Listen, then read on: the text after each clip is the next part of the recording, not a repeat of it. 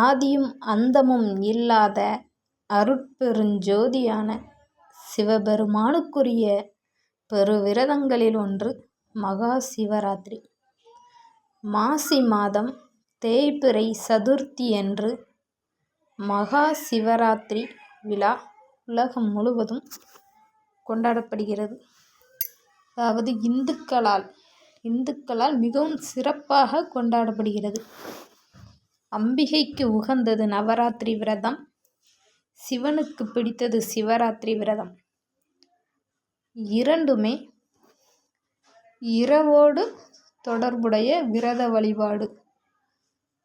சிவராத்திரி விரதம் இருப்போருக்கு சிவனின் இடப்பாகத்தில் வீற்றிருக்கும் அம்பிகையும் அருள் புரிகிறாள். சிவன் லிங்கத்தில் எழுந்தருளி அருள் புரிகின்ற நாளே சிவராத்திரி. பிரம்மனும் நாராயணும் சிவனது அடிமுடிகளை தேடினர்.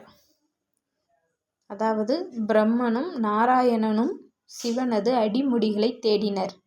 அவர்கள் இருவருக்கும் எட்டாமல் அண்ணாமலையார் அருள் ஜோதியாக ஒளி வீசிய நாளும் இதுவே. அறியும் யானும் முன்தொடும் அவ்வணர்கிரி அலை கிரியெனும்படி நின்றதால் அவ்வொளி கிளர்ந்த இரவதே சிவராத்திரி ஆனது என்ற கந்தபுராணத்தில் பிரம்மா கூறுகிறார். தேவர்களும் அசுரர்களும் அமுதம் வேண்டி திருப்பார்கடலை கடைந்தபோது அதிலிருந்து ஆழகால விஷம் தோன்றியது. அந்த நஞ்சினை பெருமான் உண்டு உலகை காத்து அருளினார். சதுர்த்தசி அன்று தேவர்கள் சிவனை பூஜை செய்து அர்ச்சித்து வழிபட்டனர். அந்த நாளே சிவராத்திரி நாளாக கொண்டாடப்படுகிறது. ஒரு காலத்தில் உலகம் அழிந்து யாவும் சிவபெருமானிடம் ஒடுங்கியது. அந்த காரம் சூழ்ந்த அந்த இருளில் பார்வதி தேவி சிவபெருமானை ஆகமங்களில் கூறியுள்ளபடி 4 காலம் வழிபட்டாள். அவ்வாறு அவளால் வழிபட்டதன் நினைவாக தொடர்ந்து இந்த சிவராத்திரி விரதம் கொண்டாடப்பட்டு வருகிறது. அந்த இருளில் பார்வதி தேவி பரமனை நோக்கி வழிபடும் போது, இந்நாளில் நான் எவ்வாறு வழிபட்டேனோ அப்படியே வழிபடுவோருக்கு இப்பிறவியில் செல்வமும் மறுபிறவியில் சொர்க்கமும் இறுதியில் மோட்சமும் தர வேண்டும் என்று கேட்டுக்கொண்டார்.